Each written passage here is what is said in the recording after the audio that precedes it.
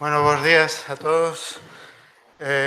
Imos entonces comenzar esta segunda xornada, segunda e última xornada sobre xornada Marx e hoy máis. Hoxe máis. Bueno, con moito gusto vos presento a José Luis Moreno Pestaña. Tiñamos moitísimo interese en que estivera aquí porque introduce unha perspectiva que debera ser máis frecuente en tratándose de Marx que a perspectiva sociolóxica, pero que é unha perspectiva sociolóxica moi pouco habitual, ao mesmo tempo nun sentido distinto, no sentido de que, digamos que é interna a análise que fai dos problemas.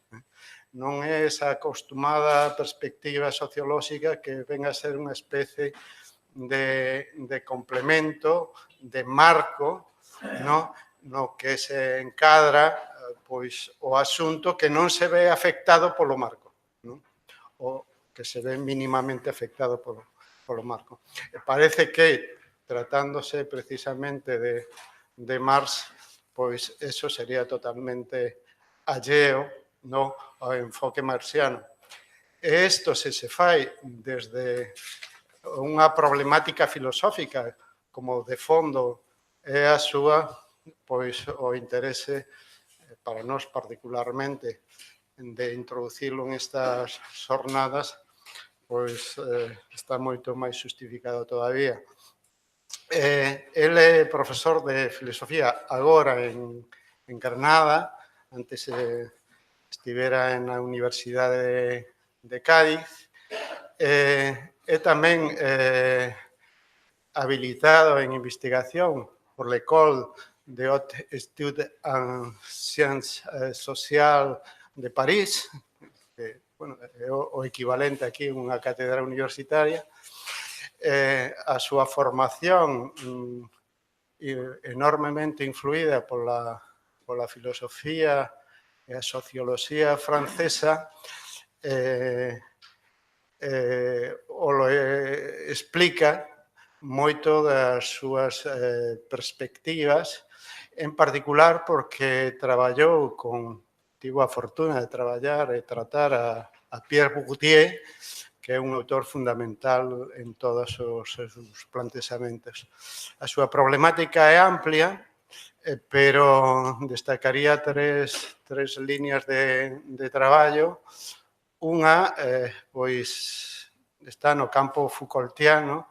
Os seus traballos sobre Foucault son prácticamente obligatorios porque son moi inhabituales neste campo, que máis ou menos estamos a tanto destas publicacións, pois nos resulta obligada cada cousa que di Pestaña sobre o asunto porque introduce un enfoque que non é o que un está acostumbrado a facer nestas investigacións.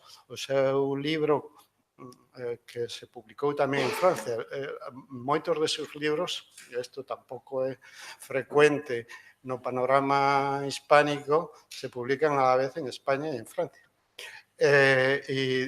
Convirtiéndose en Foucault, Independent Foucault, pues se publicou, por certo, con mismo éxito, justificadísimo, en Francia e en España, onde introducía unha perspectiva de si Foucault facía señaloxía, facía socioxénese de Foucault, intentando, digamos, como se formou ese personaxe que é Foucault, o Foucault antes de Foucault, de certo modo.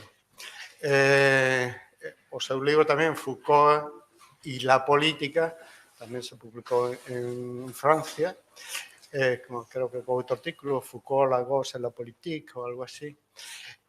Bueno, ese é un campo de traballo fundamental para ele. Outro campo é a socioloxía dos trastornos mentais, outra parte moi Foucaultiano tamén, e moi en relación con este, a cuestión dos trastornos en relación ao corpo, a alimentación e tal, que é un traballo que fai sempre de unha perspectiva con unha base moi empírica, tamén algo absolutamente inhabitual neste terreno, de aí que as publicacións constituen un fito fundamental. De feito, o último libro sobre este asunto, sobre os trastornos en relación á alimentación ou ao corpo, el capital erótico, pues, nestes momentos é un libro que se está debatendo, cousa que no noso país non se fai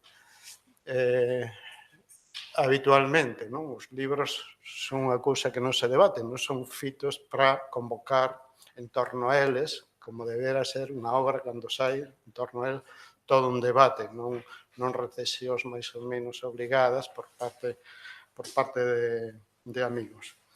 E, por último, un tercer campo, por sintetizar, é o da socioloxía da filosofía.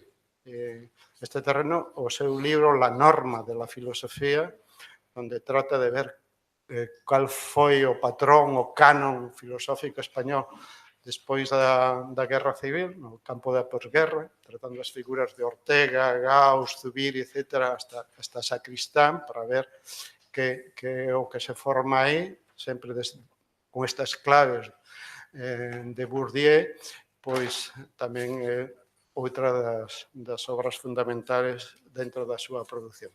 Bueno, sen máis, con estas claves os deixo con José Luis Moreno Pestaña.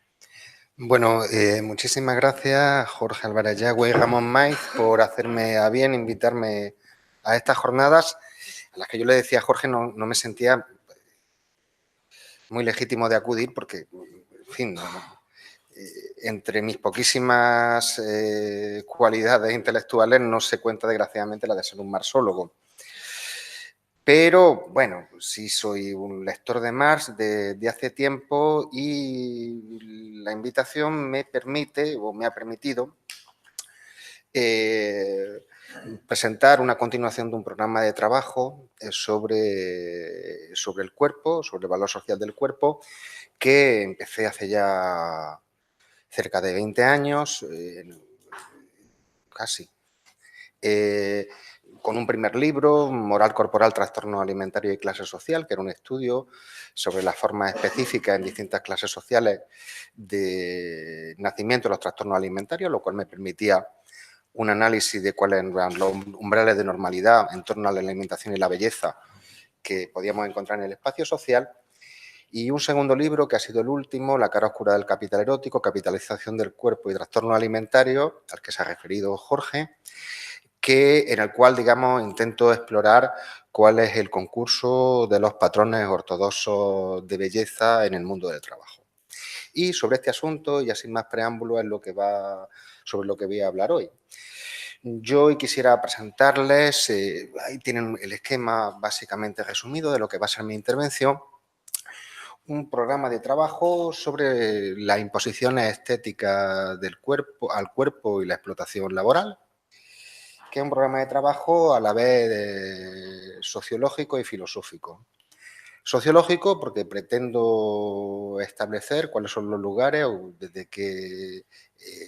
cuáles son los planos en los que tenemos que estudiar la inserción del cuerpo en el trabajo desde el punto de vista específico de la ortodoxia corporal. Ahora mismo me referiré a esta cuestión y que propongo situar en tres momentos: el de la exclusión de los cuerpos, es decir, su no aceptación para formar parte de lo que Marx llamaría el capital variable. En segundo lugar, voy a proponer una interpretación que toma apoyo en Marx, pero que no se reduce exclusivamente a Marx. Podría citar a Platón como un elemento fundamental de esta interpretación, el Platón del banquete. Podría citar también a Durkheim y a Hegel.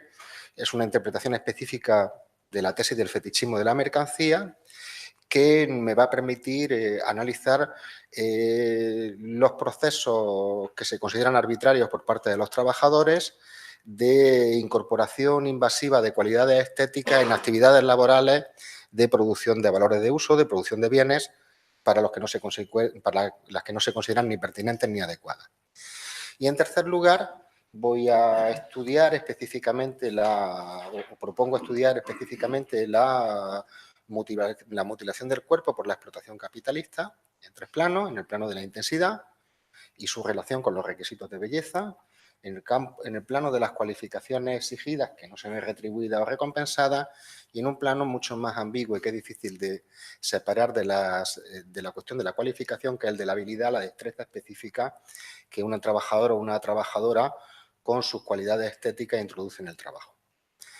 Por tanto, es un programa a la vez sociológico y filosófico, porque lo que le voy a presentar hoy voy a intentar basarme, aunque el tiempo no me va a dejar ser muy prolijo en la exposición, en los daños específicos que los trabajadores y las trabajadoras que he investigado no presentan en cada uno de esos planos. Bien, este es el plan de mi intervención hoy. En primer lugar, una serie de cuestiones previas que yo creo importantes. Capital erótico, capital corporal, capital estético forma parte de una prolija extensión, en bastantes ocasiones ilegítima, del término capital para aplicarlo a cualquier recurso que tiene efecto en un entorno determinado. En ese caso, podemos hablar, se habla de capital, se ha hablado de todo tipo de capitales.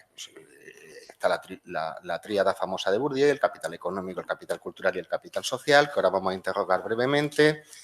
Está, pues, el capital guerrero, se ha hablado para designar las formas de inserción violenta de jóvenes en el mundo del AMPA.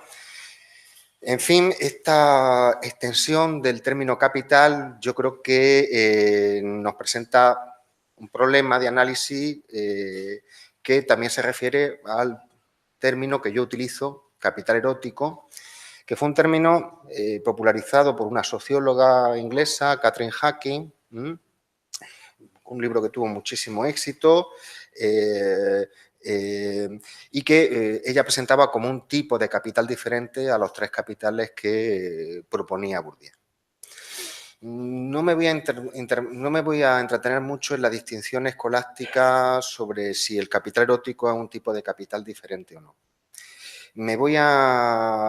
Brevemente, yo creo que el capital erótico es un tipo de capital cultural, lo que ella llama capital erótico, un tipo específico de capital cultural, que supone la adquisición de recursos en 3 planos: el plano del cuerpo, la parte más carnal, diríamos, del capital erótico, una cierta morfología, una cierta apariencia, una manera de moverse, una manera de hablar, etcétera. Otro plano es el del capital cultural objetivado. Bourdieu decía el capital constante de Marx, yo lo llamo capital cultural objetivado. ¿Por qué? Porque el capital constante, el conjunto de medios de producción, tienen que ser leídos y activados por un sujeto que tiene que tener las propiedades específicas para saber ponerlo en marcha con una cierta cualificación concreta. Capital cultural objetivado, pues incluye el tipo de ropa que ponerse, las estaciones en las que se utiliza, los productos de belleza, el tipo de planes de adelgazamiento o de modificación morfológica que una persona debe escoger. Son, digamos, cuando uno investiga cómo las personas acceden a eso, suponen unos procesos de inserción, a menudo bastante intensos, de investigación y de adquisición de información. Una persona sabe cuando va a ser contratada por Zara o por Mango qué tipo de ropa tiene que utilizar, qué tipo de colores, cómo debe ir vestida, si va a haber crombi de otra manera. Es un capital cultural objetivado.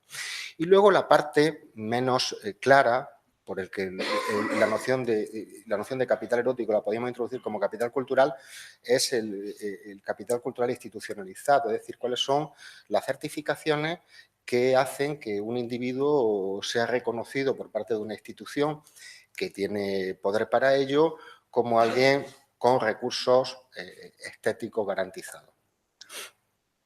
Ha habido intentos, hubo un famoso dietista francés que propuso que el índice de masa corporal lo utilizáramos cuando los alumnos iban al examen de selectividad en Francia y les diéramos puntos extra si iban en un índice de masa corporal. Y el índice de masa corporal, lo veremos ahora mismo, es una especie de capital cultural institucionalizado porque no es solamente un determinante de las proporciones de peso del individuo, sino que está unido a todo un relato acerca de la salud y acerca de cuáles son las condiciones en que un cuerpo no entra en el dominio de la patología. Bien, este capital institucionalizado no existe en el capital erótico como tal, sí existe en otros espacios del capital cultural. Yo tengo un título de filosofía, con ese título de filosofía me acabo de presentar una plaza y han aceptado que sin examinarme no es necesario que alguien diga bueno, pues vamos a preguntarle a este muchacho por la INE a ver si el título de filosofía refleja algo específicamente. La institución lo certifica y ya está, aunque luego yo puedo ser un melón estupendo y no saber nada de lo que hablo. Este tipo de institucionalización del capital cultural, que en el caso del capital erótico, que puede ser análogo al papel que juega el dinero, sobre el que estuvimos ayer charlando un poco, es lo que falta en el ámbito del capital erótico para incluirlo en el capital cultural. Dos cuestiones previas importantes. La idea de que el capital erótico forma parte del capital cultural se entiende bien utilizando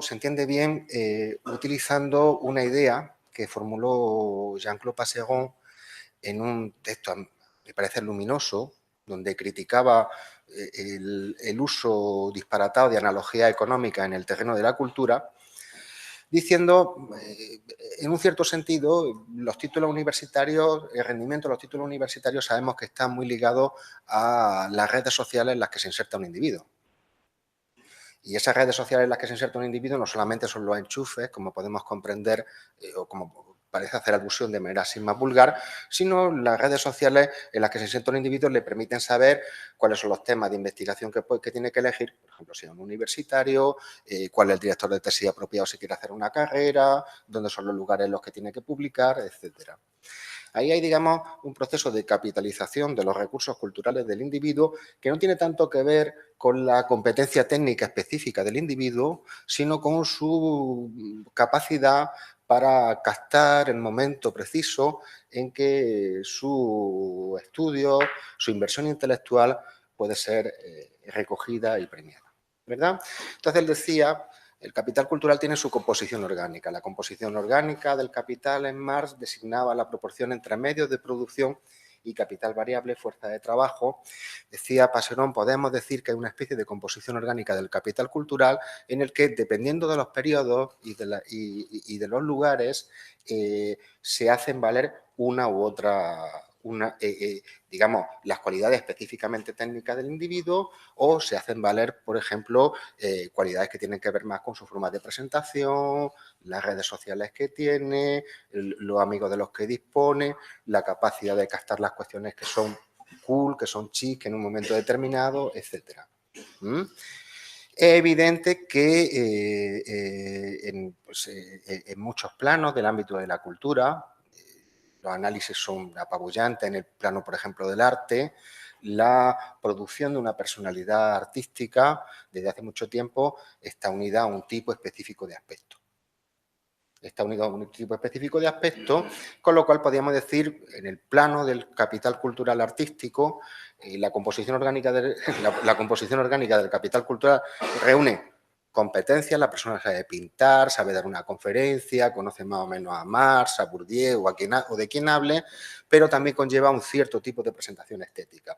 Eso, en uno de los trabajos que publiqué con un amigo, con un colega, Carlos Bruqueta, se veía muy claro que la proporción que la profesión que nos daba dentro de la categoría nacional de ocupaciones, aquella que nos proporcionaba el índice de masa corporal más bajo, era la de los artistas y los profesores universitarios. Cuestión que es difícil saber por qué. Es decir, cuáles son los requisitos específicamente técnicos que imponen que creo que pasaban del 60%, estuvieran en normopeso o peso insuficiente. Bien, Dicho esto, la composición orgánica del capital cultural en lugar del capital erótico, dos cuestiones básicas sobre el uso del término capital, en el que yo me separo algo, no sé si de Bourdieu o al menos de la tradición en la que yo me he educado, que es la de la sociología de Bourdieu. En primer lugar, yo creo que la eclosión de capitales para designar cualquier recurso es un poco un disparate conceptual. Y que debemos hablar de capital siempre que se cumplan dos condiciones. Y tenemos que ser capaces de explicitarlas y de explicitarlas analíticamente. La primera cuestión es que seamos capaces de determinar históricamente si se unifican prototipos alrededor de una ortodoxia. No tiene sentido hablar de capital cultural si los procesos de institucionalización del capital cultural no estuvieran regidos por el Estado, si el Estado no lo garantizase. Por supuesto, eso no nos da ninguna estabilidad. Hoy sabemos, por ejemplo, que un título universitario en Grecia necesita completarse con un título universitario en Francia o Estados Unidos, aunque sea para ser profesor de instituto en Grecia, porque los títulos no valen. Es decir, el valor que es capaz de dar el Estado griego a sus títulos es el de prototipos que están degradados respecto a un mercado más amplio que procede de una presión exterior. En el caso del cuerpo, tendríamos que ser capaces de delimitar si se ha producido una organización simbólica, pero que conlleva comportamientos bien materiales, en torno a un modo de cuerpo seleccionado como ortodoxo. Eso yo creo que se produce, y es el caso por el que podemos hablar de capital erótico en el siglo XIX, en el cual se concilian en torno a la belleza y a la delgadez. A la delgadez porque es una de las condiciones fundamentales de acceso a la belleza que en principio queda al acceso de los individuos. Los individuos no pueden competir por la talla, pero sí por la delgadez. No se puede poner tacones, pero siempre queda, digamos, como una prótesis. Lo que sí pueden los individuos es competir en torno a la delgadez. Y eso supone la unificación en torno a la delgadez de tres tipos de valores que están anudados. Que están anudados de manera inestable y que conocen conflictos. De hecho, lo que voy a presentar ahora son los conflictos en torno a esos valores. El primer valor es el de salud. Supone abandonar una vieja idea de la medicina hipocrática consistente en que la modificación, el cuerpo no era transformable a voluntad. Esta idea recorre la medicina hipocrática. Pueden ustedes, si estudian la cerámica griega, pueden ver atletas con una barriga prominente. Es decir, el mito de la belleza griega es más la proyección de la belleza californiana en la belleza griega. Más una proyección específica de nosotros hacia la belleza griega. En cualquier caso, la idea de que el cuerpo es transformable a voluntad es una primera idea que se establece con muchísimos debates. Los médicos franceses tardan muchísimo tiempo en aceptarla, hasta mediados del siglo XX no la aceptan porque consideran que es una intromisión cosmética en la medicina. Y hay debates enormes. Durante los años 20 y 30 las juventudes comunistas francesas hacían campaña contra la exportación de ciertos modelos de belleza en Francia, etcétera, unida, digamos, al asesoramiento por parte de profesionales del cuerpo médico. Bien, primera idea que se asienta: el cuerpo es transformable a voluntad si la persona tiene la dedicación y el asesoramiento específico. Esto también tiene un valor en filosofía moral enorme. Valor en filosofía moral enorme. ¿Por qué le digo valor en filosofía moral enorme? John Rawls, saben ustedes, y en eso Dworkin, por ejemplo, Ronald Dworkin está completamente de acuerdo con él, dice que nosotros no podemos premiar los talentos naturales. Lo único que podemos hacer con los talentos naturales es exigir, o solo los podemos premiar cuando se utiliza en favor de los más necesitados. Cuando uno lee las sentencias en Norteamérica, hay muchísimos litigios en torno a personas que se quejan de haber sido excluidas del trabajo, por ejemplo, por ser gordas o por tener ciertas características morfológicas que el empleador no considera presentables en su trabajo. Los jueces son implícitamente rawlsianos, por John Rawls. ¿Por qué son implícitamente rawlsianos? Porque lo que vienen a decir los jueces es: Si las cualidades exigidas por el empleador no suponen una distorsión, una disfunción enorme en el cuerpo del trabajador, tiene derecho a exigirlas. O sea, suponemos que no son cualidades que están unidas a la dotación biológica del individuo y que por tanto son irremovibles. Por ejemplo, no está permitido modificar las marcas étnicas de un individuo, los rasgos étnicos de un individuo, pero sí está permitido, por ejemplo, modificar el peso. El empleador puede decir que esta persona está demasiado gorda para trabajar como camarera en un casino de Las Vegas. ¿Mm? Bien, esto es una cuestión importantísima sobre la que se va a abrir un debate enorme al que solo aludiré de pasada, pero que es fundamental tenerla en cuenta, la cuestión de la salud que nos lleva a cuestiones específicas de filosofía moral y que tienen una influencia enorme en el modo en que nuestro sistema jurídico institucional se hace cargo de las denuncias por discriminación. Lo segundo es, evidentemente, la delgadez funciona como un prototipo de belleza. Unifica los mercados de belleza. Lo unifica tendencialmente. Y cuando uno acude específicamente a personas que han hecho un trabajo fuerte de adelgazamiento, encuentra momentos en que las personas los dejan precisamente porque empiezan a apreciar otros prototipos de belleza. Ese tipo de prototipo de belleza, que llamo antes prototipo de belleza californiano, juega un papel de primer orden en la estandarización de un específico modelo corporal. Ese específico modelo corporal, podríamos decir occidentalocéntrico, es capaz de asumir o no rasgos de modelos corporales procedentes de otras culturas o de otros países o de otros modos de producción de belleza. Por ejemplo, ese prototipo corporal se hibrida fácilmente con la belleza procedente de la India, pero no se hibrida con la belleza procedente de África, donde las mujeres son mucho más corpulentas. Hay una tesis de Camille Curie, una joven colega francesa, investigadora muy valiosa, que estudia los concursos de Misses, su normalización, su estandarización, desde que se eligió la Miss República en Francia y en España, y los concursos de Misses los introduce la República Española. Los procesos de estandarización y cuáles son los prototipos de belleza que se premia, nos cuenta, por ejemplo, Miss africanas no hay ninguna, entre otras cosas porque se las considera demasiado contundentes. La cuestión de belleza, que supone una unificación del mercado de belleza, y en tercer lugar una aura cultural. El aura cultural es el punto donde se juega todo. ¿Por qué? Históricamente, muy rápido, la belleza o la inversión excesiva en el cuerpo fue criticada desde dos dimensiones. La dimensión griega clásica la encontramos en la República, cuando dice Sócrates más o menos, es mejor no coger a los atletas ni siquiera para guardianes, porque como siempre están cultivando sus proezas físicas, son unos auténticos cretinos, Sócrates por supuesto no habla así, para dedicarse a tareas de la ciudad. En Eurípides, muchos otros referentes, yo los doy en el primer capítulo de mi libro, encontramos una crítica de la inversión en el cuerpo por la incapacidad política que produce. Es la crítica griega. La crítica griega tanto de los partidarios de la democracia como de los críticos de la democracia, como Sócrates y Platón. Al respecto, si da tiempo, diré algo sobre la posición socrático-platónica en el banquete, que me parece fundamental sobre estas cuestiones.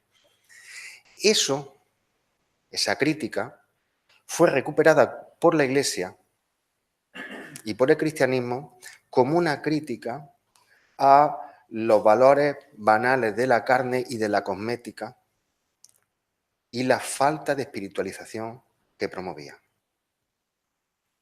Aunque el nudo argumental es de raíz griega y en muchas ocasiones platónica, el sentido de la crítica es completamente diferente. Pero en ambos casos, la belleza no estaba unida al aura cultural. La belleza se une históricamente al aura cultural en dos momentos. En primer lugar, con el nacimiento de la vanguardia artística en el siglo XIX, tanto en Inglaterra como en Francia. La juventud byroniana, por el poeta Lord Byron, se caracterizaba precisamente por su delgadez. Esa delgadez los separaba de las clases populares, que en su caso no tenían, si tenían delgadez era no elegida. Es también el momento en que, salvo catástrofe, desaparecen las grandes hambrunas de Occidente y, por tanto, la delgadez como signo famélico empieza a ser menos común en Occidente, como del el prototipo del burgués gordo y vulgar. Eso que se produce del que Lord Byron y la juventud byroniana es un primer teórico, encuentra, digamos, su eclosión y su estabilización con los impresionistas. Yo siempre digo, si queréis ver a un Hipster, mirad un retrato de Manet. Si queréis ver a un Hipster, mirad un retrato de Manet, donde se unen, digamos, las cualidades culturales, la rebelión política, hablamos del impresionista más comprometido con la república y los valores de la izquierda, y la exhibición ostentosa de la delgadez. Bien, esos son esos tres niveles los que en ese momento podemos decir que se ha producido históricamente un valor que es capaz de unificar mercados en torno al cuerpo, de forma que las personas que se quieran rentabilizar en las interacciones concretas su apariencia corporal saben que tienen algo que es condición de posibilidad de que esa apariencia tenga un efecto, que es la delgadez. ¿Por qué? Porque la delgadez produce inmediatamente mensajes en tres planos, en el de la salud, en el de la cultura y en el de la belleza. No es poco. Es un centro de anudamiento de tres tipos de mensajes. Bien, ¿cómo entramos? ¿Cómo entra esto con Marx? Al principio del Capital, en el primer capítulo que veníamos diciendo con Jorge, los filósofos siempre nos leemos el capítulo de la mercancía, no pasamos de ahí. Luego hablaremos de más capítulos. Pero en el primer capítulo, Marx nos da tres claves, en el primer epígrafe del Capital nos da tres claves acerca de un valor de... ¿En qué sentido un valor de uso puede o no convertirse en mercancía? Lo del capitalismo se convierte en capital es cuestión posterior. Para convertirse en mercancía, estamos en el plano del mercado, todavía no en el plano del capital. Algo, dice Marx, puede tener valor y no ser posible capitalizarlo. Por ejemplo, los bienes naturales que entonces no estaban privatizados. En nuestro caso, digamos, si considerásemos que la belleza forma parte de una dotación natural del individuo, sería algo imposible de capitalizarlo. Es evidente que eso ha entrado en un proceso de capitalización porque por medio de la cirugía estética, los programas racionalizados de entrenamiento, se considera que la belleza, deja de ser una propiedad natural, es algo accesible al individuo que presta su esfuerzo para adquirirla. Yo digo accesible, y pongo accesible entre comillas. Luego, si queremos, hablamos de los efectos de la dieta a medio plazo, de los efectos médicos de la dieta. Yo digo accesible, pero no es accesible. Mi posición es que no es accesible. Mi posición es la de muchos médicos que dicen es mucho peor los efectos yo-yo producidos por las dietas que la obesidad no mórbida. El grado 1 de obesidad. O sea, correlaciona más con morbilidad las dietas, el efecto yo-yo de subida y bajada de peso al que están sometidas muchísimas personas que la obesidad no mórbida, no digamos ya el sobrepeso. El sobrepeso no correlaciona con morbilidad si intentamos controlar las variables parásitas, es decir, las cuestiones que están influyendo, pobreza, estrés, etcétera, que son las que están dando lugar a la correlación causal. Bien, pero lo dejamos por aquí. Luego, dice Marx, los valores de uso pues pueden satisfacer necesidades propias o no se insertan en una relación de intercambio de equivalentes. Es una persona que dice yo me pongo guapa porque a mi chico o a mi chica le gusto. O específicamente yo me cuido porque voy a ir a tal espacio donde tal persona sé que quiere verme de una cierta manera, o porque nuestra vinculación erótica, forma parte de nuestra trama fundamental. En este caso, digamos, tenemos un valor de uso, tenemos un uso específico del cuerpo que produce placer, goce, tejido compartido, pero que no implica ningún tipo de mercantilización. Y en tercer lugar, se produce una situación en que, dice Marx, el trabajo tiene que hacerse en unas condiciones, un tiempo de trabajo socialmente necesario para que sea considerado como algo útil, como algo valioso. En ese sentido, podemos pensar que los esfuerzos respecto del cuerpo tienen que producir efectos en unas ciertas condiciones sociales específicas. Si no lo producen, por más trabajo que se meta alrededor del propio cuerpo, eso no va a ser considerado como un valor de uso por los demás. Nadie puede decir, tengo una apariencia horrible, aunque el centro de mi vida son dieta, deporte, búsqueda de adelgazamiento, trabajo cosmético, etcétera. Sí, sí, pero con eso tú no consigues nada, según el prototipo dominante. Bien, entonces ya tenemos dos niveles con los que hablar de capital. En primer lugar, capital como prototipo estable, prototipo inestable, perdón, porque los tres valores de salud, belleza y aura cultural siguen conociendo muchísimas impugnaciones. Y, en segundo lugar, el capital como un conjunto de cualidades susceptibles de ser integradas en el proceso productivo. Y es aquí cuando ya aparece el cuadro que les presento, que se basa en una obrita, bueno, y en general en la obra de un erudito francés, Jacques Vide, conocido por la revista Actuel Marx y que ha producido una enorme cantidad de trabajos sobre Marx, muy discutidos, pero con los que yo me identifico. Si ustedes quieren, pues después lo explico por qué. Y que voy a presentar como marco de análisis. Según Jacques Vide, el cuerpo en Marx aparece a tres niveles. Un primer nivel, que es el cuerpo como un universal antropológico en el trabajo. En toda sociedad el cuerpo interviene en el trabajo porque quiere decir qué bienes vamos a producir y cuánto esfuerzo vamos a gastar en los mismos. En segundo lugar, dice Vide, tenemos el cuerpo en el mercado. El cuerpo entra en el mercado y al cuerpo en el mercado se le exigen tres cualidades. Se le exige un cierto tipo, lo hemos dicho antes, de intensidad, se le exige un cierto tipo de cualificación y se le exige un cierto tipo de habilidad. Y luego tenemos la dimensión específica del cuerpo en la explotación capitalista. Por supuesto, el cuerpo en la explotación capitalista recoge el cuerpo en el mercado como recoge, digamos, el universal de que los seres humanos tenemos nuestro cuerpo, con nuestro cuerpo establecemos un metabolismo específico con nuestro exterior para producir valores. Por supuesto, pero el cuerpo en la explotación capitalista, dice Vide, debe separarse cuidadosamente de los otros dos planos, al menos analíticamente. Yo creo que analíticamente y también desde el punto de vista normativo. Porque cuando atendemos a lo que las personas dicen, a lo que las personas dicen sobre su experiencia, agraciada o no en el mercado de trabajo a partir de sus cualidades estéticas, podemos ver a qué se refieren las personas específicamente cuando hablan de su trabajo y a qué se refieren las personas cuando hablan de su contrato, de si su contrato se cumple o no, o de si, por decirlo como ellas, lo que ellos aportan tiene que ver con lo que reciben. Esta segunda dimensión es la del cuerpo en el mercado, que yo considero que hay que separar analítica y normativamente de la del cuerpo en la explotación capitalista. El cuerpo en el mercado, creo yo, se encuentra presente en el discurso de los individuos precisamente cuando denuncian la explotación capitalista.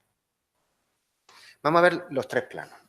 En primer lugar, tenemos los cuerpos y su entrada dentro del espacio de lo que, dice David Harvey, es el centro de la consideración del cuerpo en Marx, el capital variable.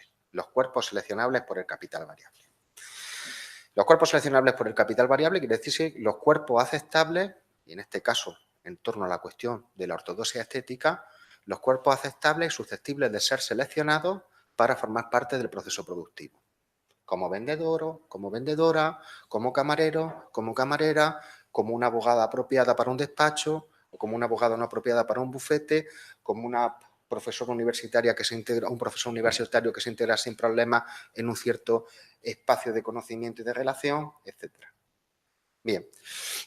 Sobre esto, digamos, entramos en las cualidades más naturales del cuerpo. Naturales hay que ponerlas entre comillas. Decía Althusser en el famoso artículo de Freud y Lacan, decía el prenatal es institucional, decía Althusser. Es decir, que el prenatal es institucional, quería decir que antes de que aparezca el bichito o la bichita, pues ya hay una serie de metafísica densísima esperándola acerca de cuál va a ser su lugar en el mundo.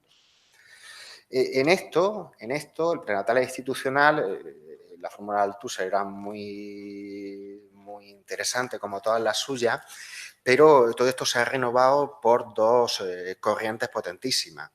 En primer lugar, las teorías del capital humano, defendidas masivamente por la economía neoliberal, que consideran que el cuidado del cuerpo de los progenitores es una de las condiciones de posibilidad de que tengan descendencia apropiada y que, por tanto, cabe que responsabilizar a los progenitores no solamente de las enfermedades que tienen sus hijos, sino obviamente de su apariencia. Los niveles de responsabilización, por tanto, son enormes.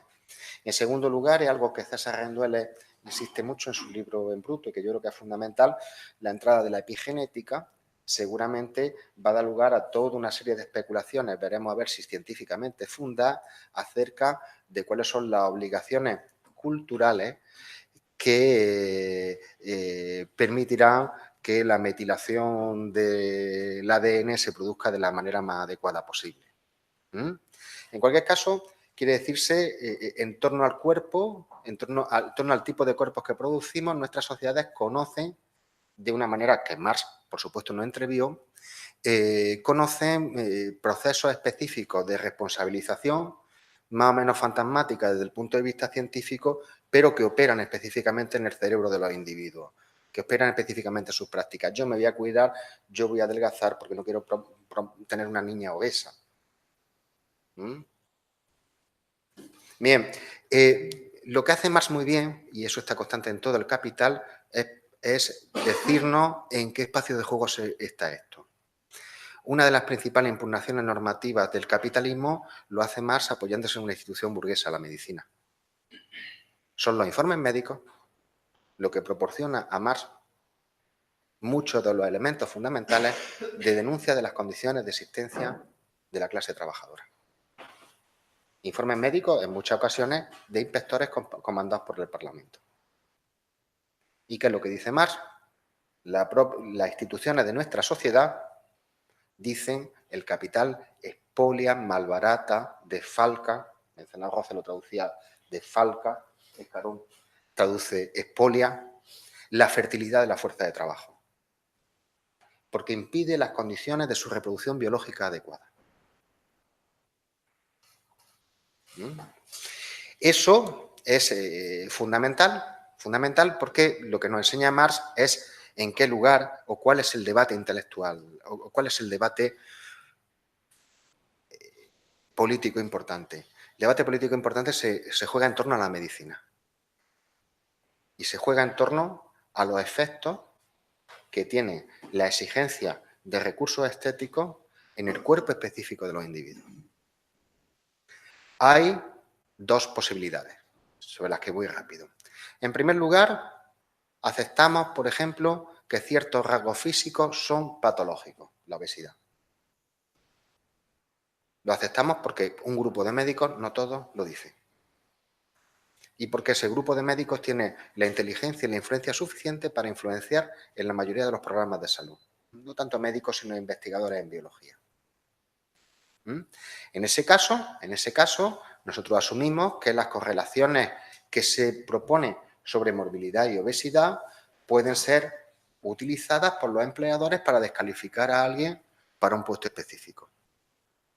En mi empresa tú no puedes trabajar como secretario o como secretaria porque transmite una imagen de dejadez y porque transmite una imagen de enfermedad. No es lógico que un pediatra sea obeso. Primera posición. En ese caso es algo que utilizan militantes políticas de los movimientos más o menos feministas de defensa de las personas excluidas del mercado de trabajo por el cuerpo. En ese caso lo que habría que pedir es protección. Lo que habría que pedir protección, decir, tengo una minusvalía que me impide trabajar en un mercado que no está restringido a pocas personas. Hace unos años, no recuerdo los datos actuales, en la clasificación nacional de ocupaciones, las ocupaciones más pobladas en España eran camareros, vendedores y profesores. Tres profesiones tremendamente feminizadas. Y en cuyos espacios cabe detectar una enorme influencia de la apariencia corporal. En la de los profesores menos, en los camareros y los vendedores muchísima. En ese caso, digamos, las personas podían exigir protección. Esa sería una de las alternativas que se nos juega en el campo de la medicina que se sitúa bien Marx. La segunda posibilidad es decir que en la producción específica de valores de uso que acontecen en esas profesiones, las marcas corporales, los prototipos corporales son absolutamente arbitrarios y no juegan ningún papel. Entre otras cosas porque hay una fuerte discusión en la comunidad científica donde se nos dice que la correlación entre sobrepeso y morbilidad es falsa, no es consistente, es incapaz de responder a la cuestión de por qué la obesidad en Oceanía, donde está la gente más gorda del planeta, no correlaciona con morbilidad. Es fundamentalmente en los países occidentales. O, en segundo lugar, lo que correlaciona con morbilidad es la obesidad. En este caso,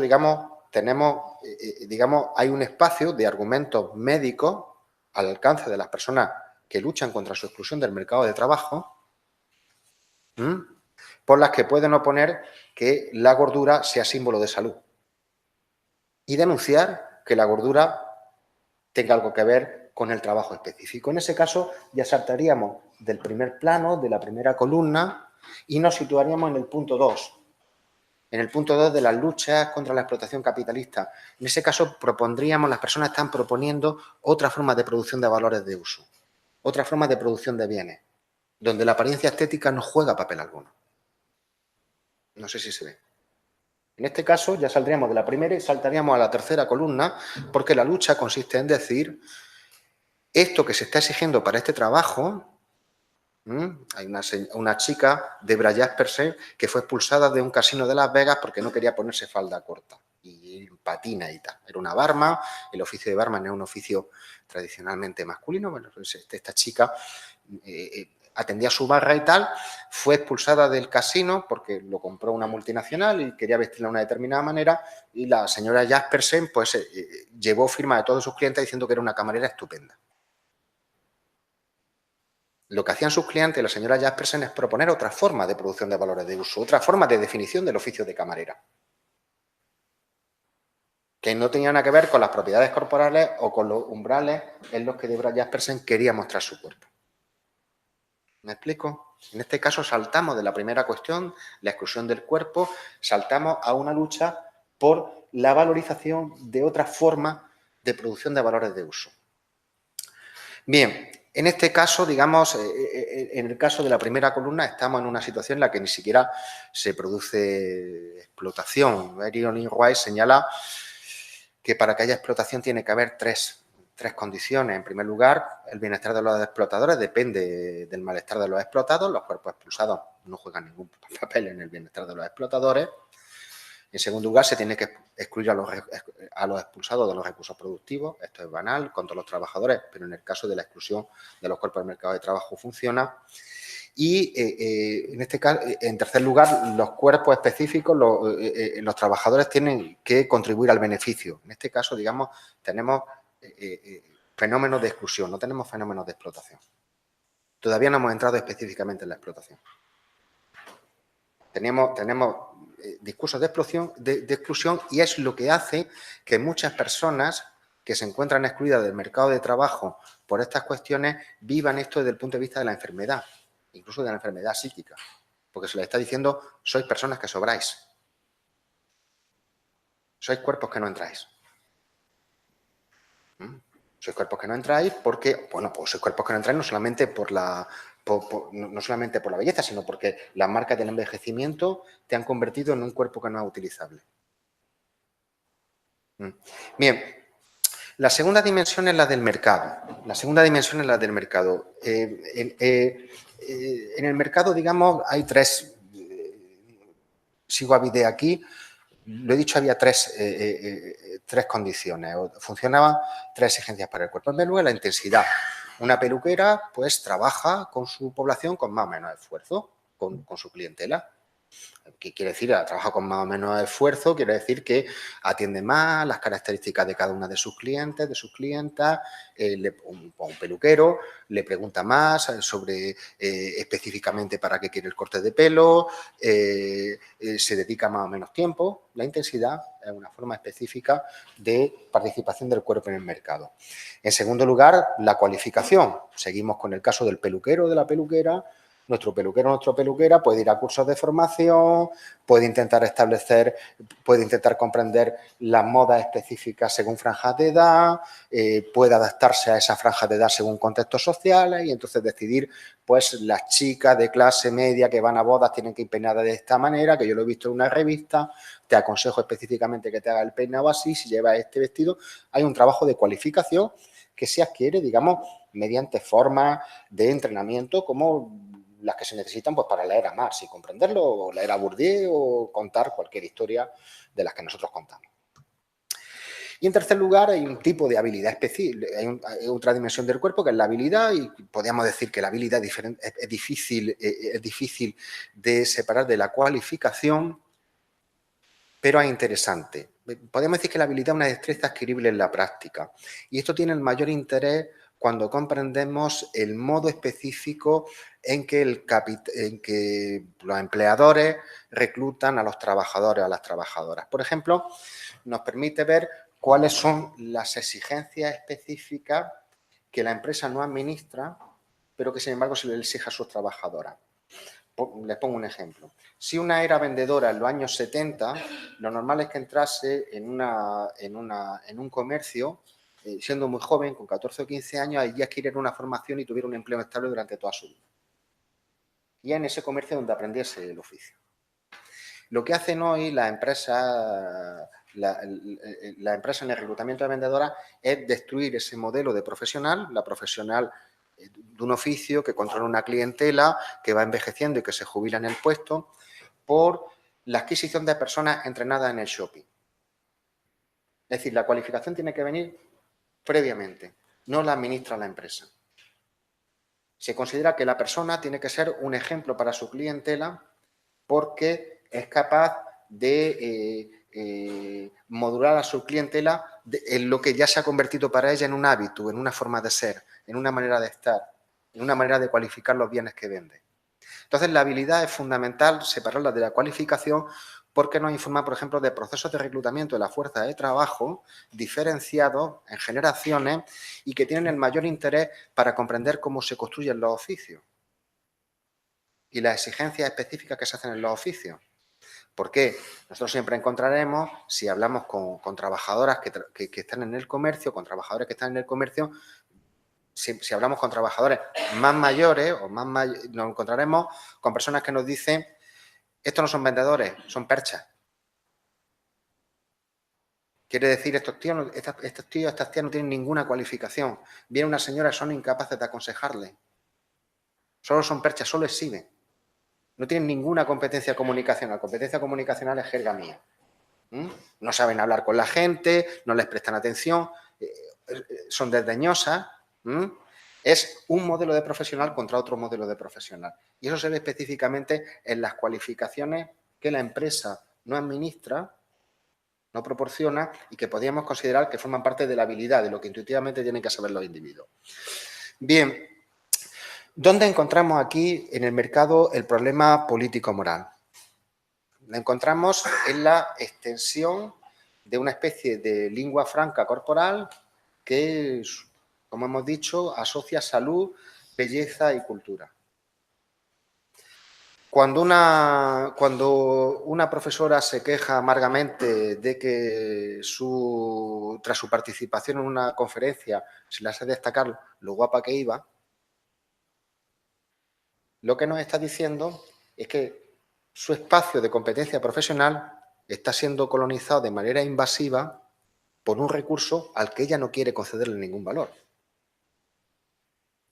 Cuando una trabajadora, hablo de personas con las que he hablado, cuando una trabajadora obesa hace valer la caja que ella hace frente a sus compañeras, la caja que ella hace como vendedora, nos está diciendo que las cualidades que ella tiene en su oficio no se dejan definir por su apariencia física. Y nos está proponiendo una forma distinta de concepción de la empresa. Es acabar con el modelo de empresa que se encarna en un estilo específico de sus trabajadores.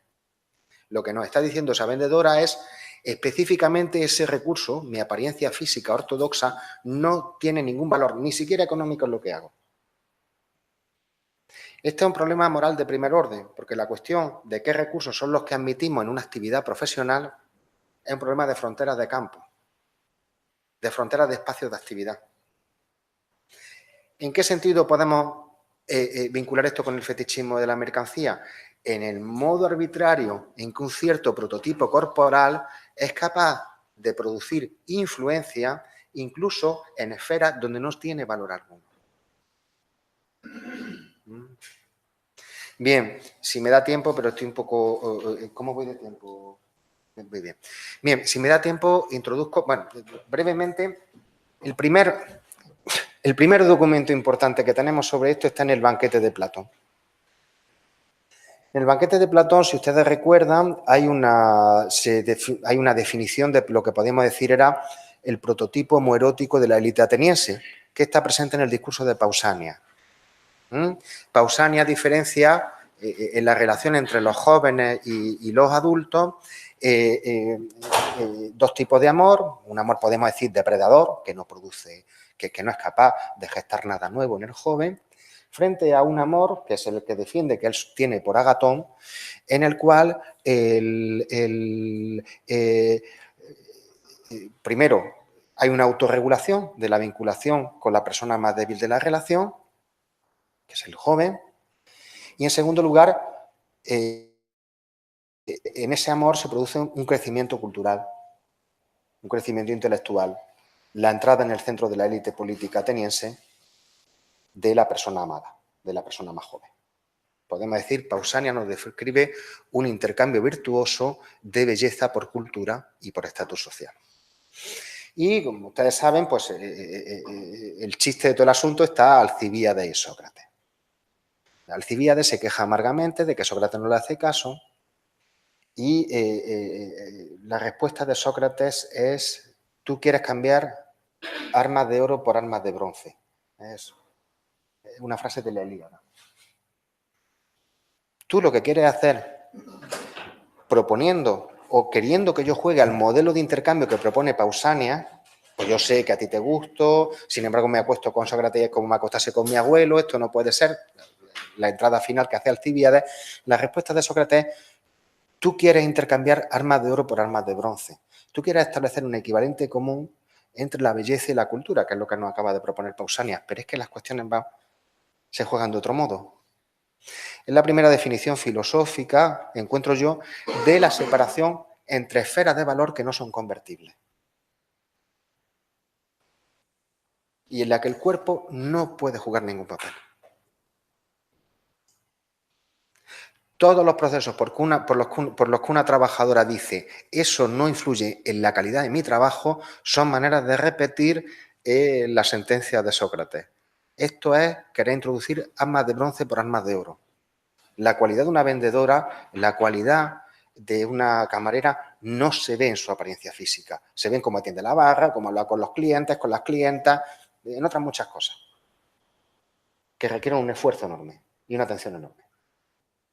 Bien, todo esto podemos llevarlo hasta Hegel, hasta Durkheim, que estaba preocupadísimo por la cuestión de la frontera entre los espacios profesionales y que le hacía confiar en una ética de las profesiones, en una moral de las profesiones. Tienen que ser las profesiones las que regulasen el mercado para que el mercado no fuera la distribución de no importa qué cosa, o, caso más contemporáneo, el problema de Bourdieu de la frontera entre los campos.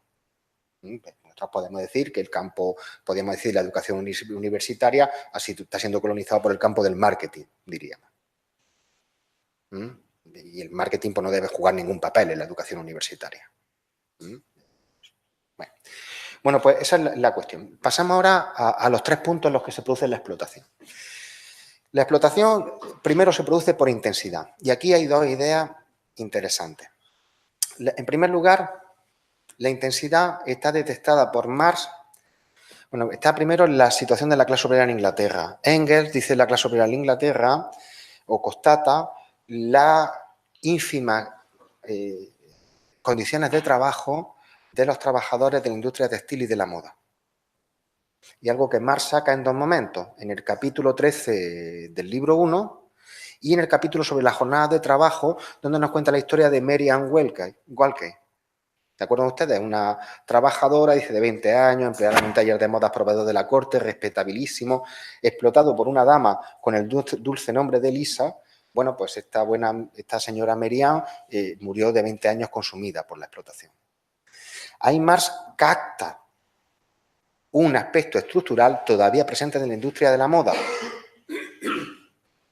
que tiene, para trabajar justo a tiempo, una de las industrias que trabaja en el just in time desde hace mucho tiempo, para poder prever los cambios de una demanda caprichosa, concentrada en sectores muy específicos de la población, que viven permanentemente de la distinción estética, tiene que sobreexplotar la cadena más débil de los procesos de producción.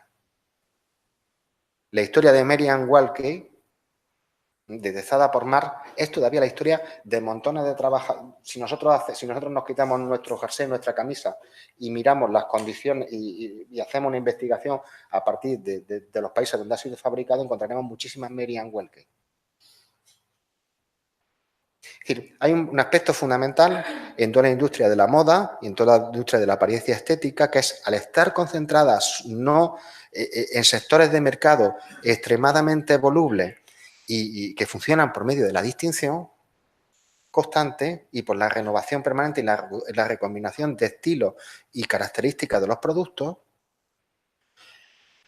para prever esos cambios tenemos que tener personas que trabajan con una intensidad enorme y que son reclutables y expulsables a capricho del empleador. El segundo momento, que es el momento que yo creo que documentar, aunque no he tenido la suerte, por ejemplo, de que los servicios de salud se interesen por ello y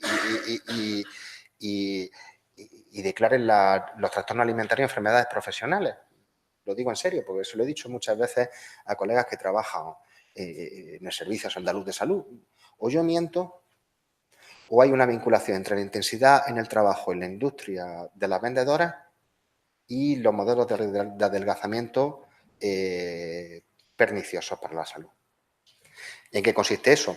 Simple y llanamente, la intensidad de trabajo es enorme, no tenemos tiempo para regular las comidas, la no regulación de las comidas impide un modo racional de adquisición del prototipo estético que se me exige para entrar, mantenerme y progresar en el trabajo, pero tenemos la posibilidad de doblar esto en un círculo virtuoso. Ya que trabajo mucho, adelgazo. Ya que el jefe no me deja hacer la comida, aprovecho la comida para adelgazar. Evidentemente eso se sostiene muy poco tiempo. Es la primera entrada de muchas trabajadoras en una carrera de distorsiones fisiológicas, de angustia respecto de la alimentación, de incapacidad para sostenerse productivamente en su puesto de trabajo y de desregulación alimentaria. En este caso, la intensidad y la producción de la ortodoxia estética entran en un círculo perverso. Evidentemente, esto no lo ve Marx, pero es un modo en que se vincula la intensidad en el mercado capitalista con la explotación. En segundo lugar, está la mutilación de la cualificación. En esto, siempre insistir en una cosa: el capitalismo busca el beneficio. Pero para producir beneficio fabrica valores de uso. Las lecturas de Marx se centran mucho en el valor de cambio en el valor y no en el valor de uso. Produce valores de uso específico. Esa producción de valores de uso específico es lo que hace que la gente se identifique con la sociedad en la que vive y con las mercancías que consume. Es verdad que no es lo que busca el capitalismo, pero la contradicción productiva del capitalismo, así lo denomina Jacques Vide, es que, aunque busca el beneficio, este solo sostiene por la producción de valores de uso. Esa producción de valores de uso nos abre un espacio enorme de debate en torno al papel del cuerpo en el mercado. No voy a insistir. La vendedora que dice mis características... Sí, acabo enseguida, no te preocupes. La vendedora que dice mis características corporales no juegan papel alguno en el tipo de actividad que realizo, lo que nos está proponiendo es otra producción de valores de uso. Estamos en el punto 2 al que me refería antes. La profesora que se resiste a que se le alaben sus cualidades estéticas después de dar una conferencia sobre Hegel, lo que nos está diciendo es que estas cuestiones no entran en los valores de uso que yo estoy produciendo. Es dañino para mí. Yo te estoy explicando a Manet por qué demonios me hablas de cómo voy vestida.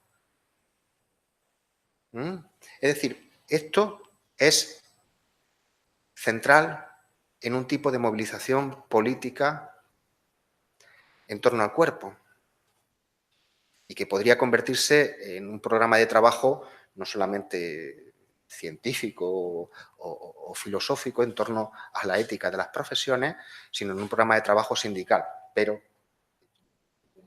desgraciadamente no hay nadie disponible.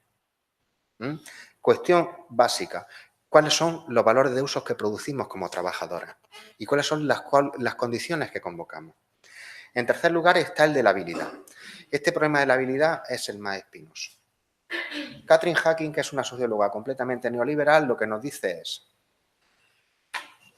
a las mujeres se premia fundamentalmente la belleza, pero como se hace de manera implícita, se les exige algo y no se les compensa. Entonces, lo que nosotros tenemos que decir es que se defienda que explícitamente la belleza aporta mucho a buena parte de los oficios, no solo en los servicios. Es la propuesta neoliberal. ¿Y qué propone Hacking? Tenemos que entrenar en la ortodoxia corporal a las personas que no traen el entrenamiento de su familia de origen, que es lo que se produce en las clases cultas altas. Ejemplo, pues ella alaba un modelo de inserción de camareros, modelo de formación de camareros en los que se insiste mucho pues, en el control de la dieta, el control del peso, de la apariencia física, en el cual lleva a la gente de compra, etc. Una persona con la que yo hablé, que describo en La cara oscura del capital erótico, cuenta, por ejemplo, pues cómo ella lleva a sus alumnas de compra. Sus alumnas son alumnas están estudiando para ser sopranos, pero saben que las sopranos en Occidente tienen que tener ciertas propiedades que no están explícitamente definidas en el oficio de soprano. Entonces, una de las cosas que ella hace es llevarse a su alumna de compra, porque ella tiene un estilazo, le encanta a su alumna y su alumno, hablo en femenino, pero también hay alumnos, evidentemente, su alumna y su alumno, pues aprenden con ella no solamente cómo cantar bien, sino también cómo vestirse adecuadamente para los contactos que tiene que hacer una soprano si quiere progresar profesionalmente. Entonces, la propuesta de Hacking es terrorífica o es fundamental, depende de cómo lo veamos. Dice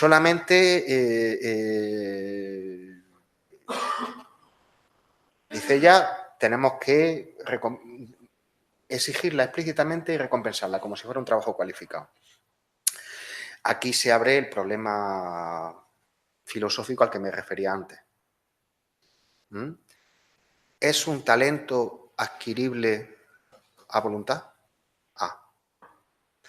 ¿O procede fundamentalmente de la herencia de los individuos? Si procede de la herencia de los individuos y nos ponemos rawlsianos, es completamente ilegítimo premiarlo.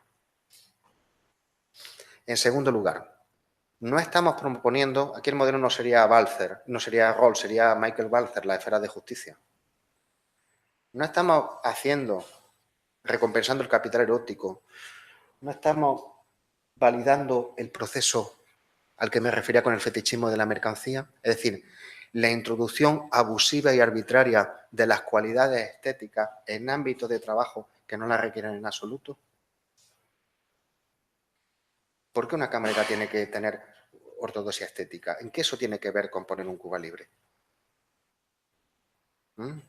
Bien, este es el problema que se abre y ya me he pasado de 2 minutos, así que muchísimas gracias.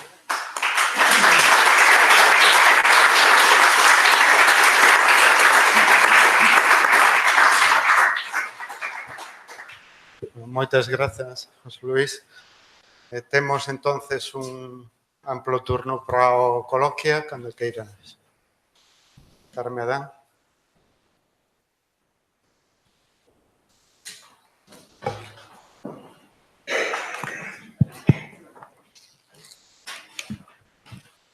Bo día, parabéns.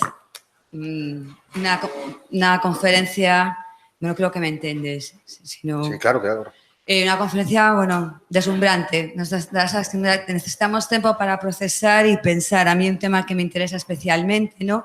Cando leí Capital Erótico de Hawkins, le di moitas voltas, a veces o tenho traballado co alumnado, por todo o que nos sorprende, ¿no? Porque justamente se inicia en ese debate moral.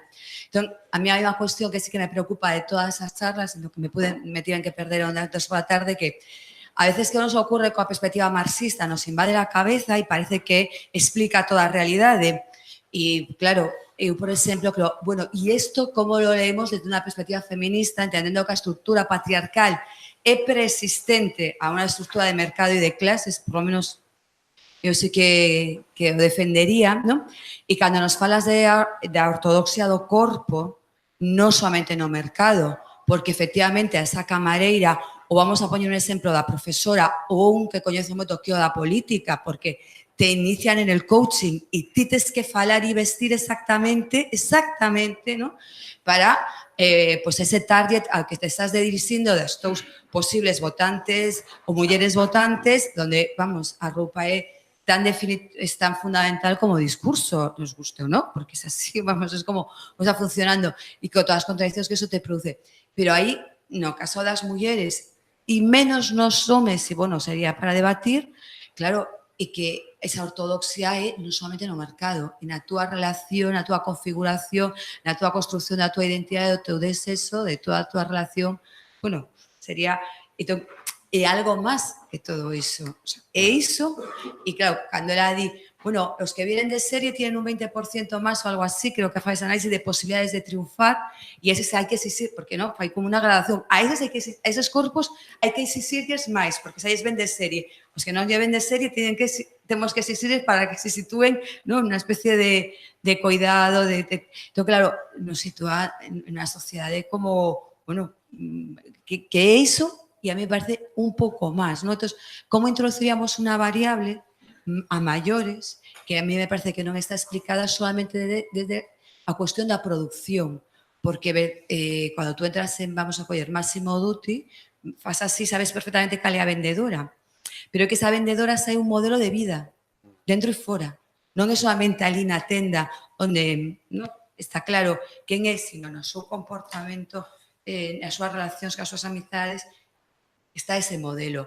Entonces, a esa profesora que nos pos como exemplo de, bueno, lo vas a decir qué guapa estás al respecto, ¿no? Y no sabes sobre, no sé, lo que quieras, sobre Hegel o sobre Marx, pero que implícitamente o que vas a saber sobre Marx y sobre Hegel tamén está na túa situación corporal, porque tamén mulleres e homes, non solamente na súa roupa, no seu falar, na oratoria tamén de Sócrates e de Platón, está implícito un capital erótico. Que pasa? Que non solamente está de alguna forma, é dicir, porque a súa exposición das ideas implica un capital erótico, por utilizar ese termo, ¿no? Que ti problematizas. Entón, que punto cego a veces nos ocurre a respecto do xénero, onde estamos poñendo solamente na ortodoxia corporal e non que a ortodoxia corporal tamén implica a exposición, ¿no? Do que sabes, como os pos... Decir, que aí sí que pregunto, ¿no? Porque a mí a veces é unha cosa que me asita moito a cabeza e que me preocupa moito como diferenciamos ou se nos quedan fora variables que son constituídas históricamente a respecto ao que entendemos sobre eroticidade dos corpos nas divisións de xénero.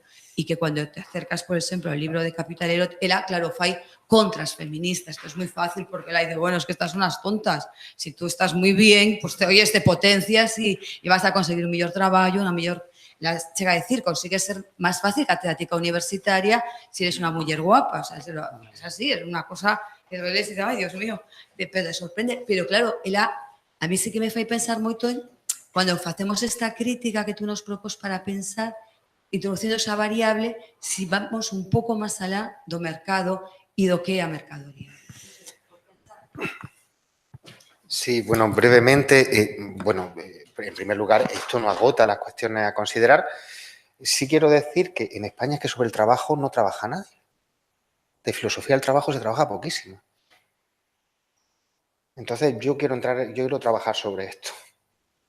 O esta es mi opción de trabajo. ¿Por qué? Hombre, entre otras cosas, porque sobre estas cuestiones no habla nadie.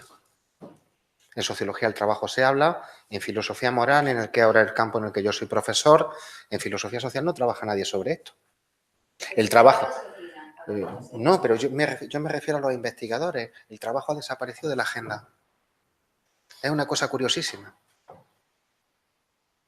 La desaparición del marxismo, cuando el marxismo era una especie de salario mínimo interprofesional de cualquiera que quería ser intelectual, del trabajo se hablaba. Con la desaparición del marxismo, el trabajo desapareció. En el campo de la filosofía social no digo nada. Entonces, esta es mi línea de trabajo, que por supuesto, pero que es una línea de trabajo, quiero decir, que es que, por supuesto que debemos ir más allá, pero antes tenemos que estar aquí, porque sobre esto es que no se produce casi nada. Esto, si uno va a congresos de ética y tal, esto parece algo extravagante. De hecho, la gente te dice, ya llega el marxista, ya llega el burdisiano aquí, ya ha llegado este.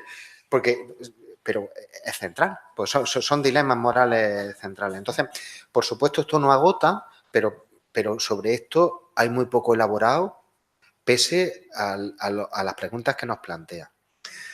Sobre la cuestión del eros. El eros tenemos que diferenciarlo del capital erótico. De hecho, una de las trampas de Sócrates en el diálogo, o una de las trampas no, digamos, una de las soluciones del diálogo es que le hace caer a Alcibíades que no es él el mayor el que persigue a Alcibíades, como solía ser normal, sino que es Alcibíades el joven el que persigue a Sócrates. Lo que solía ser extraño, porque un joven, dentro del modelo que había propuesto Pausanias, tenía que mostrarse retraído ante los avances sexuales del mayor. Entonces, Sócrates se lo hace ver, pero luego también le hace ver que él es feo como un sileno, que él es más feo que un pie. Entonces, lo que debe estar buscando Alcibíades es otra cosa. La enseñanza que saca Sócrates es que lo que tú estás buscando Alcibíades es otra cosa. Porque eres tú el que me persigue, eres tú el que está jugando el papel activo en nuestra relación, y si tanto me buscas, es por algo más. La experiencia erótica no es reductible a la ortodoxia corporal dominante. Eso se encuentra en la experiencia cotidiana de montones de personas. En mi primer libro, Moral Corporal, Trastorno Alimentario y Clase Social, define una salida a los trastornos alimentarios por el amor. Claro, el amor tienes que luego declinarlo o explicitarlo en las operaciones que se realizan con amor. Pues el amor significaba que la gente decía, pues oiga, con este chico, con esta chica, es que lo hago de cine, aunque la ortodoxia corporal es -1.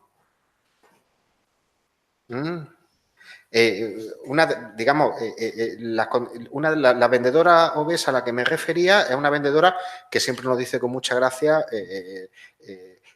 mira qué novio tengo, pues su novio es completamente. La vinculación erótica no tiene nada que ver con, o tiene algo que ver, o habría que describirlo minuciosamente, y ahí tendríamos que entrar en una sociología fina y en una descripción fina de la experiencia corporal de la gente. Y la experiencia corporal de la gente se desvía muy a menudo, mucho más de lo que parece, de lo que los cánones estéticos nos dicen. Por eso hay tanta contestación al segundo punto de anudamiento de la delgadez como capital erótico, porque en la experiencia cotidiana de mucha gente no funciona. Y porque el eros no se deja definir en cuestiones de equivalentes. Bueno, parece un poquito abstracto, pero es por no extenderme. Y por lo demás, pues completamente de acuerdo, pero insisto en que sobre estas cuestiones, la relación del trabajo y el cuerpo y el trabajo es algo sobre o lo que yo estoy muy mal informado o se produce poquísimo. Y no sé por qué. Hay sobre arte, sobre todo eso hay un montón de producción filosófica y a mí me parece genial. Sobre política, el Estado, la legitimidad, etcétera, un montón. Sobre el trabajo, como la Atlántida ha desaparecido. Yo qué sé, si la gente le pregunta por el trabajo, te habla de Hannah Arendt, que está muy interesante desde el punto de vista de la filosofía del trabajo, muy discutible, pero es que le cuesta encontrar un filósofo posterior. La escuela de Frankfurt lo que viene a decir es que, bueno, el estereotipo es que el trabajo entra dentro de la racionalidad instrumental, entonces, bueno, pues ¿para qué vamos a explorar más? Nosotros nos centramos en la acción comunicativa, cosa que a mí me parece una barbaridad, pero bueno, y una influencia de Hannah Arendt, que yo discutiría mucho. Bueno, básicamente eso es lo que pienso, pero esto hay un montón de problemas de formas en las que cabe abordarlo. ¿Más? Muchas gracias. Muchas gracias por la ponencia, que me ha parecido particularmente iluminadora. ¿Cómo relacionarías esta dimensión más centrada en el trabajo hacia la dimensión cuerpo, desde el punto de vista de la dimensión, si quieres, jurídica y de la propiedad? Esto es, mi cuerpo es mío y hago con él lo que me da la gana. La idea de la propiedad del cuerpo, hablaba en términos neoliberales en la perspectiva de la self-ownership, de la autopropiedad, todo comienza por la propiedad de uno mismo y de su propio cuerpo, cuando en realidad detrás tenemos el cuerpo entendido en esta perspectiva, sexualizado, mercantilizado y en el sistema de producción. ¿Qué efecto le atribuyes y cómo conectarías esta dimensión, diríamos, superestructural, por decirlo así, jurídica, con las dimensiones que acabas de abordar? Bueno, ahí también hay una tradición filosófica enorme. Pues tendríamos que empezar con Locke. Propiedad de un individuo es todo aquello que sea capaz de realizar con su propio cuerpo. Entonces, el individuo es propietario de su cuerpo y luego de aquello que sea capaz de construir con su propio cuerpo. Todo eso, digamos, Robert Nozick, que el de Anarquía, Estado y Utopía, que intentó tomarse en consideración esa propuesta de Locke, decía, eso operativamente no dice nada. Porque ¿cuáles son los efectos del trabajo del cuerpo que consideramos?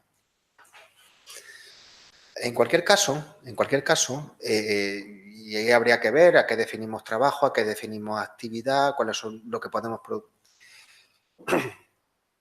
¿Qué podemos considerar desde el punto de vista del cuerpo en el trabajo como disociable de la acción de otros cuerpos, de forma que podamos imputar a ese cuerpo los efectos específicos del trabajo? La imputación y la separabilidad de los concurrentes al proceso productivo, también en el caso del cuerpo, son dos dogmas de la economía liberal. Podemos separar la contribución de cada uno y podemos imputar de manera diferencial a cada uno para pagarle un sueldo distinto. Cuando empezamos a analizarlo, eso es difícil de sostener. Pues yo diría, Ramón, que yo pues optaría por tomar a Locke de punto de partida, por no abandonarlo. Yo lo tomaría como punto de partida, efectivamente. Uno es propietario de su cuerpo y efectivamente su cuerpo no puede ser maltratado hasta dejarlo inútil por ningún proceso productivo. Ya eso nos da un fondo normativo enorme con lo que discutir la inserción del cuerpo en el trabajo, y luego abrir la caja de cuál es específicamente el producto del trabajo que uno hace. Hasta qué punto es imputable uno como creador de miurgo de una determinada mercancía, o hasta qué punto eso exige el concurso de otros individuos. Si eso exige el concurso de otros individuos, en ese caso, pues claro, tenemos que ir hacia formas de definición de las cualidades laborales que salen de los dogmas de la economía liberal. No se pueden separarse con seriedad los factores de producción y, por tanto, la imputación diferencial a uno y a otro es difícilmente evaluable. Claro, ya con eso yo diría como Castoriadis, por eso yo defiendo la igualdad de salario. Porque en serio nadie es capaz de demostrar en qué la jerarquía salarial corresponde a un modo específico de contribución a la actividad productiva. Con Locke, digamos, como base. No sé si respondo. Luis. Mira, quería, si podías aclarar por la elección de Jacques Vide que comentaste. Podrías explicarlo posteriormente y con el tiempo no. La elección de Jacques Vide, bueno, porque Jacques Vide... ¿por qué me gusta Jacques Vide? Porque es el marxista que más he leído. No, hombre, he leído a muchos marxistas, bueno, he leído a algunos marxistas y tal. A mí hay una idea de Vide que me interesa muchísimo, muchísimo. La separación de los patrones normativos del mercado respecto a los patrones normativos del capital. Y que es posible, yo creo que es posible encontrar, yo creo que no es posible encontrar entre las personas con las que he hablado ninguna visión socialista del mundo, que es mi ideología. Pero es posible encontrar en las personas con las que he hablado una visión mercantil del mundo, que está continuamente violentada por su experiencia capitalista. He encontrado a muchas personas para hacer este trabajo que son capaces de decirte lo que ellos han hecho, lo que ellos han trabajado, lo que ellos han contribuido, lo productivos que son para su empresa, la eficacia que tienen en su trabajo. Y sin embargo, lo único que reciben es daño y desprecio. En ese sentido, creo que se puede articular con las categorías de las personas con las que he hablado, si yo las describo bien, que también eso cabe discutirlo, un elemento fundamental que Jacques Vide hace emerger en su lectura de Marx. Una cosa es el mercado, otra cosa es el capitalismo. La experiencia del mercado es una y la experiencia del capitalismo es otra. Y yo creo que desde ahí tenemos un fondo fundamental para comprender las intuiciones morales con las que la gente funciona cotidianamente. No sé si me explico. Por eso me gusta mucho Jacques Vide. Bueno, hay otros muchos. Si yo interpreto bien a Carlos, que está aquí sentado, dice algo parecido. Sí, estaba pensando. Si yo lo interpreto bien, vamos, no sé, él está aquí. ¿Quién era el que escribe siempre con él? Que por cierto, se me ha olvidado. Pues ahora mismo me coges que también. Sí, el de altermarxismo. El de altermarxismo, sí. ¿Cómo se llama? Empieza por D.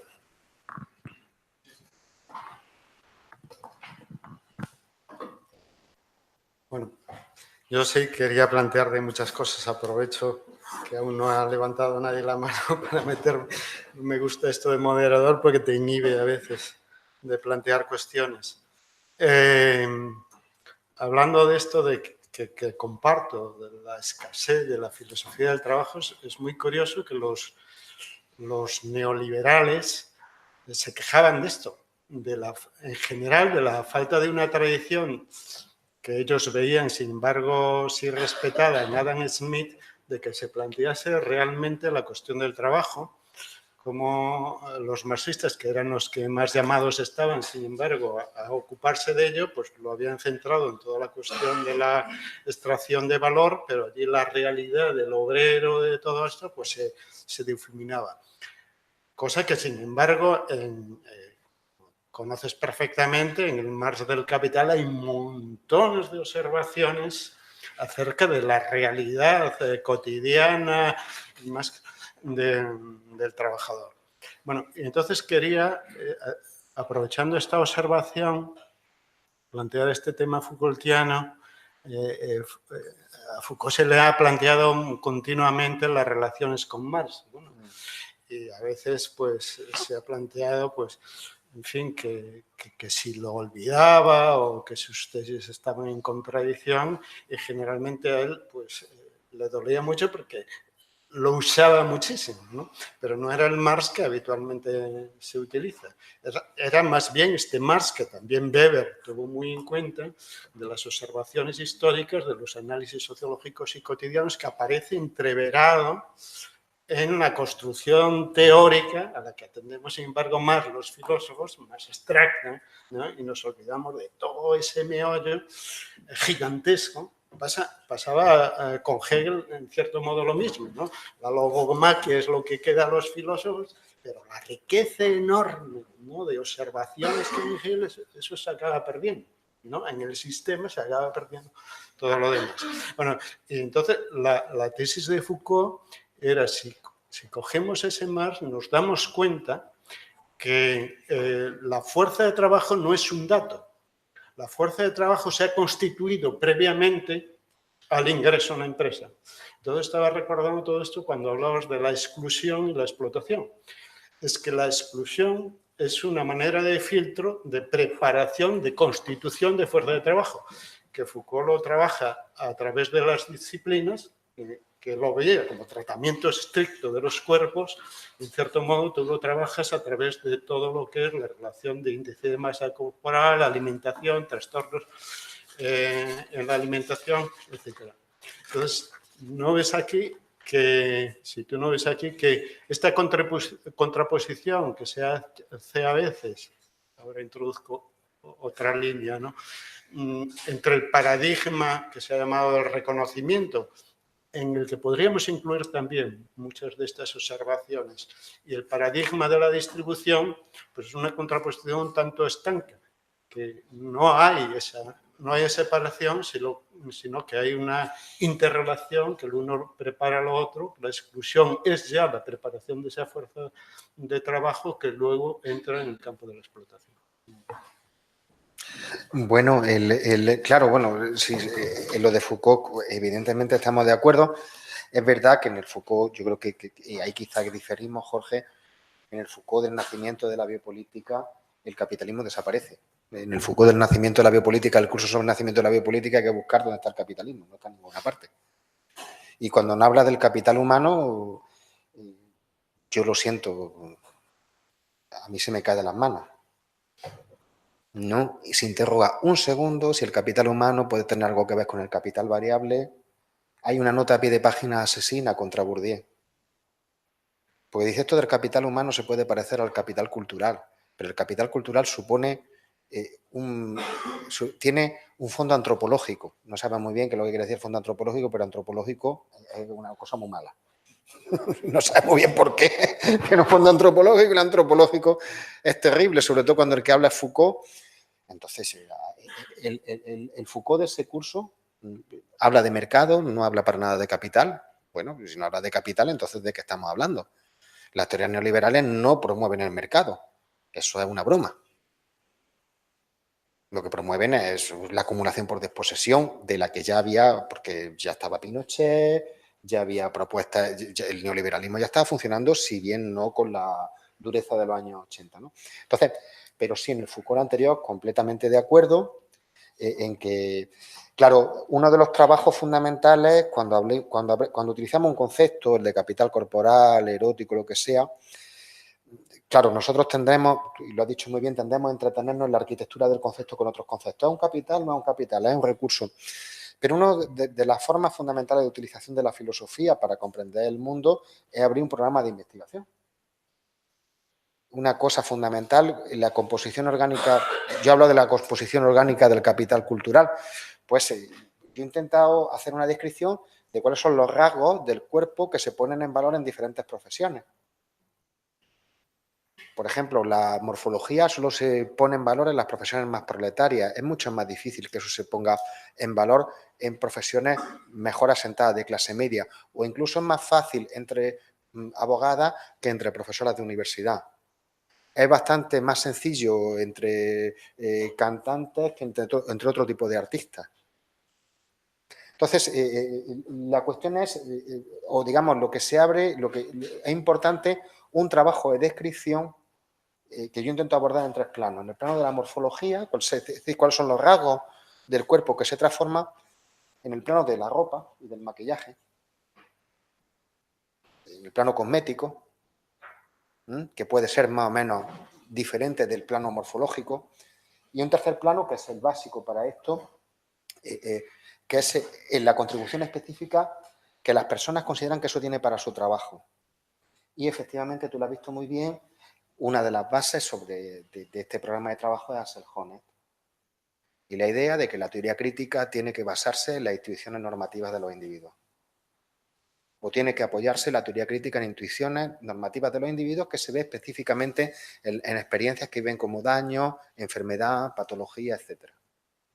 Eso está en la lucha por el reconocimiento, ha desaparecido algo más en el derecho de la libertad, aunque se le puede localizar también, pero la idea de la lucha por el reconocimiento es de basarse en las experiencias negativas, una idea que recoge por otra parte del blog, etcétera, de basarse en las experiencias negativas para comprender cuáles son las fuentes normativas de la crítica social presente en los individuos, en programa hegeliano, pues sí, digamos que yo empecé a trabajar sobre esto por razones muy diversas, pero la influencia de Axel Honneth era muy fuerte, un autor que yo sigo mucho. Bueno, moitas grazas por as vosas preguntas e intervencións. Moitas gracias, José Luis, por tu exposición e as contestacións. Nos tomamos ahora un cuarto de hora para las dosis de drogas habituales, nicotina, cafeína y demás, y a las 12 entonces estamos de nuevo aquí.